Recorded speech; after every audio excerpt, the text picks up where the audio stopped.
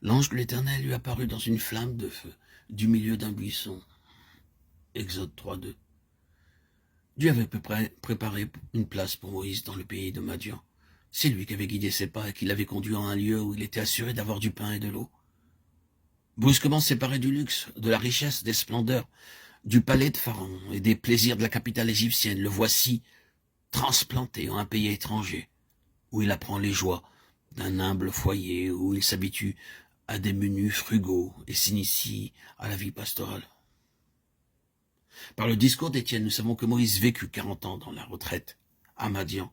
40 ans. Quelle longue période de temps cela nous semble aujourd'hui. Les années s'écoulaient jour après jour. Il faisait paître le troupeau. Supposait-il parfois au cours des longues heures silencieuses que Dieu avait oublié la transaction qu'il avait passée avec lui? Alors qu'il choisissait l'opprobre de Christ parce qu'il avait en vue la rémunération, Hébreux 11. Ou bien connut-il les luttes intérieures si douloureuses? S'accusa-t-il d'être déchu de la grâce de Dieu? Et pensa-t-il que Dieu l'avait mis de côté comme un vaisseau de rebut? Remémorant les années passées, se dit-il que par sa propre folie, il s'était à tout jamais séparé du peuple qu'il avait voulu secourir, de son peuple. Il ne nous est rien dit à ce sujet dans la Bible. Mais il semble probable que Dieu attendit pour appeler Moïse, que celui-ci eût abandonné tout espoir de retour en Égypte. Dieu attend. Et dans le silence du désert, il fait l'éducation de l'instrument. Moïse a besoin de calme. Il faut que soit détruite en lui toute activité charnelle, toute tendance à céder aux impulsions, à agir sans réflexion, à la hâte. De par notre nature, nous sommes volontaires, opiniâtres. Nous n'aimons pas qu'on nous arrête, quand tout autour de nous, les choses semblent se précipiter.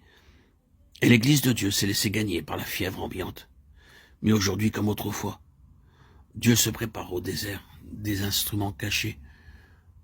Peut-être, enfant de Dieu, le désert a-t-il été pour toi quelques ateliers ou une cuisine ou quelques postes solitaires en terre païenne ou dans un foyer mondain. Tu t'es débattu dans une agonie d'âme, tu as lutté, tu t'es demandé quand Dieu te délivrerait. Il fut un temps où tu croyais qu'il voulait accomplir de grandes choses pour toi. Mais les circonstances t'ont comme emprisonné et ton espérance s'est évanouie. Tes plans, tes projets se sont effacés, ils n'existent plus. Maintenant, il te suffit de paître le troupeau et d'être fidèle dans les toutes petites choses.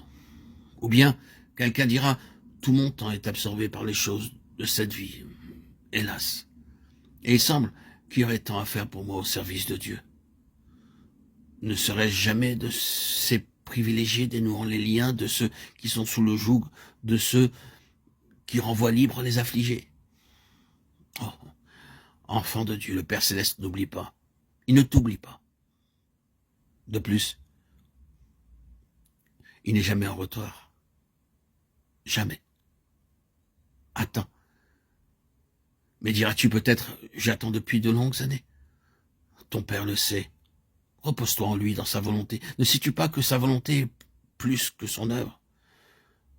Celui qui fait la volonté de mon Père, a dit Jésus, celui-là est mon frère, et ma sœur, et ma mère.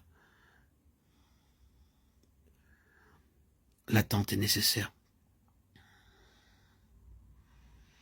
Le but et la fin de son action en nous, c'est de nous enseigner, de nous faire expérimenter que la volonté de Dieu est bonne, agréable et parfaite.